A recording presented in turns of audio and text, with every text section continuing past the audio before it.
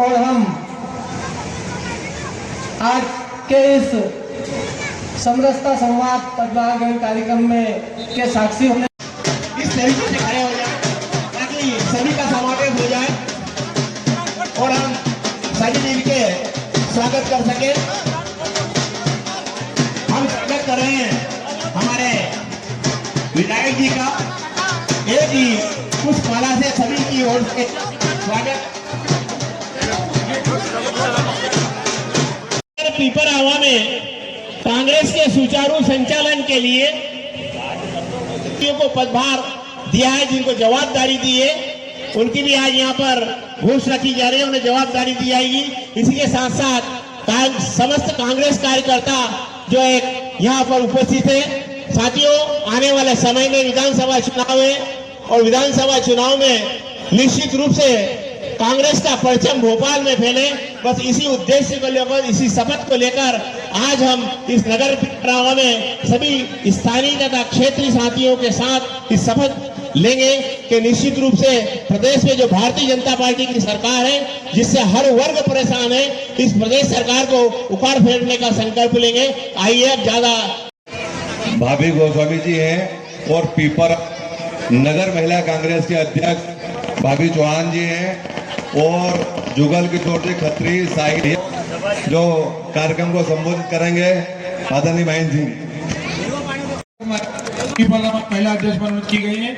उसके बाद बेरा की भाभी आए जिन्हें हमने ब्लॉक कांग्रेस महिला का अध्यक्ष बनाया है।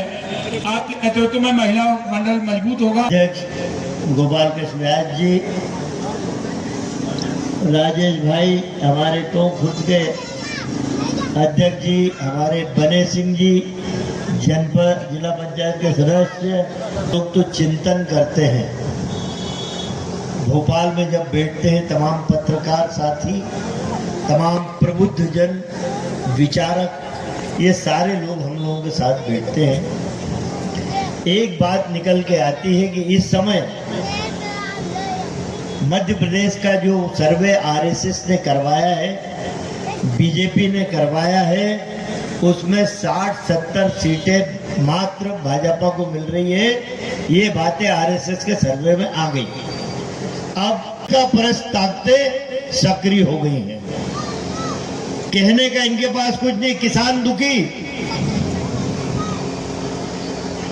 मेरे पास फोन आया, Shri Ram warehouse 170 tractor किसान लेके खड़ा है भलाई के यहाँ। बोले हम कल से खड़े हैं, कोई तुलने वाला नहीं आ रहा, तुलाने वाला। मैंने उसी समय कलेक्टर को फोन लगाया, खाद्य अधिकारी को टेलीफोन लगाया।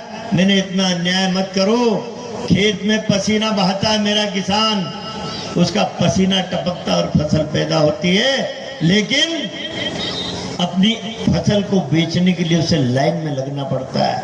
हर किसान आसूदा नहीं है, कोई किराए का ट्रैक्टर लाता है बेचारा कैसे करके। तब पूरी फोर्स आई और अभी बिकना चालू हुआ दोपहरी में। तो किसान फसल पैदा करता है, तब परिश्रम, उसको फसल बेचना है तो लाइन में 3-3, 4-4 दिन लगना पड़ता है। कौन सा ऐसा वर्ग है जो दुखी नहीं है? 18 साल का मुख्यमंत्री, उसको 1-1.5 महीने पहले याद आई लाडली बहनों की। उन्हें बहनों को 1000 रुपए देंगे। शिवराज चौहान, तुम भूल गए कि तुम्हारे पिताजी है कमलनाथ, उन्हें तो 1000 18 साल बाद याद आई। मैं 1500 दूंगा मेरी बहनों को और 500 रुपए मैं गैस की टंकी दूंगा और खाद्यान्न की किट भी। अभी ये नया, ये बात नहीं है भैया, खाद्यान्न की किट भी गरीब लोगों के घर पहुंचे। आज मैं आ रहा हूं तालोद की पहाड़ी से। मैं इन तालोद को धन्यवाद देता हूं। मैं यहां जो परियोजना बन रही है काली सिंध नर्मदा परियोजना, जिसका भूमि पूजन मुख्यमंत्री बने थे कमलनाथ जी और 3 महीने के अंदर सोनकच्छ कृषि उपज मंडी में उसका भूमि पूजन किया था। हम समीक्षा करने गए थे, बीजेपी के लोगों ने हवा उड़ा दी। टोंक तरफ के तमाम गांव छूट रहे हैं, रोड पट्टी खाद्य समाज के गांव छूट रहे हैं, खूब हलातोल मचाई। मैंने सब अधिकारियों को कहा कि मैं आ रहा हूं, मेरे सामने नक्शा खोलना, एक एक गांव चेक करूंगा कि कहां कहां पानी नहीं जा रहा। पहले फेज में अपना ये पूरा इलाका, मैंने टोक तरफ से आवाज क्यों आ रही, बोले भैया गलत फहमी भर रहे। दूसरी योजना नर्मदा शिप्रा, ये नर्मदा काली सिंध है जहां हम बैठे, यहाँ उसका पानी आएगा। दूसरा फेज नर्मदा शिप्रा, वहां से पूरी खादी पट्टी से लेके टोंक के बचे हुए गांव को पानी मिलेगा। तो हम ये देखने गए कि जिस तरह जाति धर्म और मजहब की मंदिर मस्जिद की बात करते हैं, ऐसे ही टोंक तरफ हवा उड़ा दी कि सज्जन वर्मा गांव जुड़वा नहीं पा रहा। अरे इसका नाम सज्जन वर्मा है बीजेपी वालों। अरे थक जाओगे सज्जन वर्मा का नाम लेते लेते। मैं एक प्रहरी हूं, मैं नकली प्रहरी चौकीदार नहीं, नरेंद्र मोदी जैसा जो अडानी को खरबों रुपया चुराने के लिए छोड़ दिया कि ले जा। और जब संसद में आवाज उठाई मेरे नेता ने, राहुल गांधी ने, कि मोदी जी अडानी पे एक शब्द तो बोल दो, खरबों खरब रुपया गरीब लोगों का चुरा लिया। लेकिन उनने कहा यार राहुल बाबा तुम बहुत बोल रहे हो। उनने कहा कि तुम्हारे सदस्य ही समाप्त कर देते हैं सांसद की।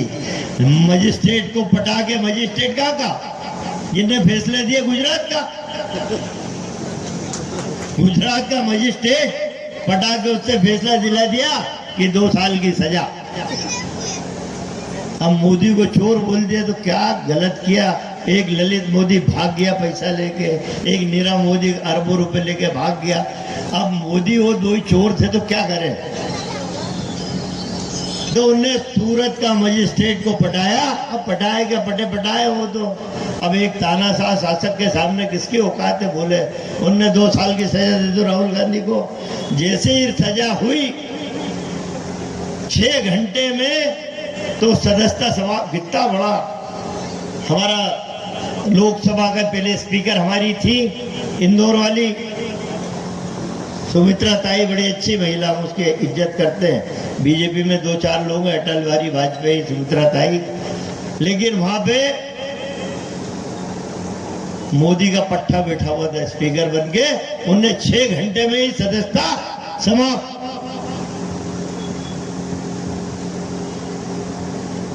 राहुल गांधी यदि अडानी की बात उठाता है, यदि किसान की बात उठाता है, तो उसकी सदस्यता समाप्त हो जाती है। मेरा कहना है कि कल परसों भी मन की बात करने आया था नरेंद्र मोदी।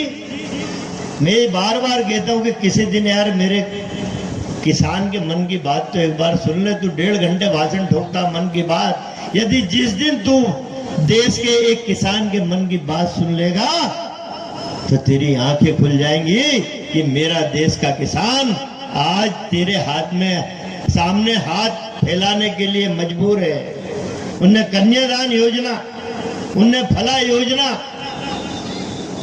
जब हमारे नेता राहुल गांधी ने देखा और कमलनाथ जी ने देखा कि किसान कर्ज में डूबा हुआ है, कमलनाथ जी ने 27 लाख किसानों का 11,500 करोड़ रुपया माफ किया। और ये जवाब शिवराज ने खुद दिया विधानसभा में कि हाँ।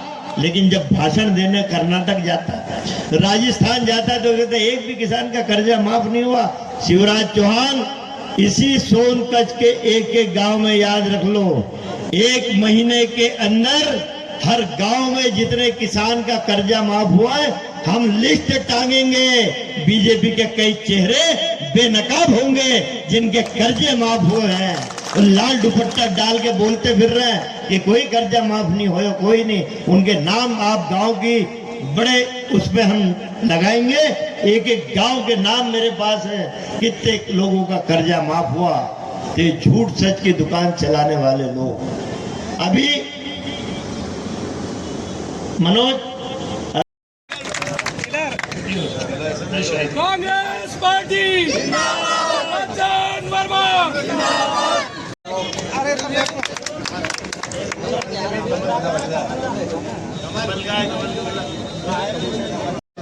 अनुराग धाकड़ धाकर जी यहाँ आए, जिन्हें ब्लॉक कांग्रेस का कारवा का अध्यक्ष मनोनीत